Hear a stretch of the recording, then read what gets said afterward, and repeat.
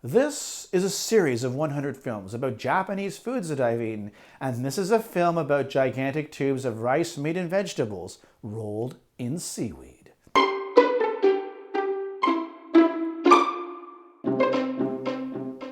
Growing up, I remember my father had a very good sense of what fish was in season. I'm from Nova Scotia, and the entire province is a peninsula surrounded by ocean. Except for the part I'm from, which is an island. Back in the day, before farm-raised seafood, certain fish was only in season at certain times of the year. While that is often no longer the case back home, it was a great relief when I moved to Tokyo and discovered Japan's cuisine is a bit more sophisticated than Canada's.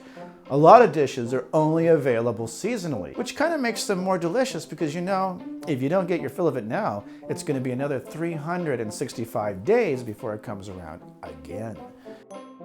Shuden.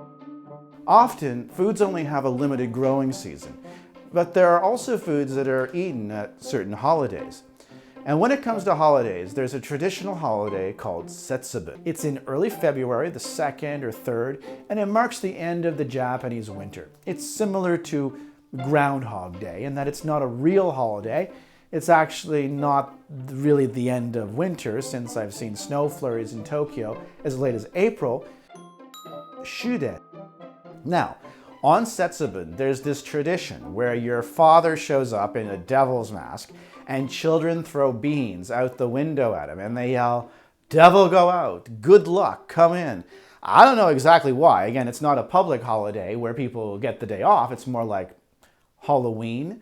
One of the most interesting things about Setsubun is that they actually have a seasonal food that's devoted to it, and it's called ehomaki.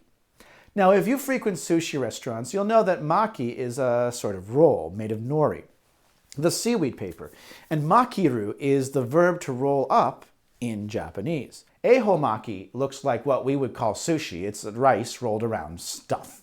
Except there's no raw fish involved, so it's not sushi. It's basically a piece of nori with some rice on it, rolled up around lettuce, eggs, ham, and cucumber, things like that. But the key defining significance of ehomaki is that it's gigantic. These things are like anywhere from 6 inches to a foot long. That's 15 to 30 centimeters in the metric system.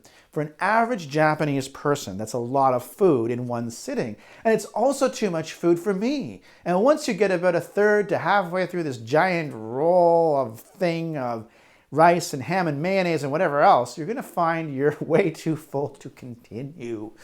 And there's actually news articles about all the ehomaki thrown out each February. It's almost like a challenge. How much ehomaki can you eat? The word of the day. The word of the day is shuden. It means last train of the night in Japanese. As in, Kochira ga shuden desu ka? Is this the last train?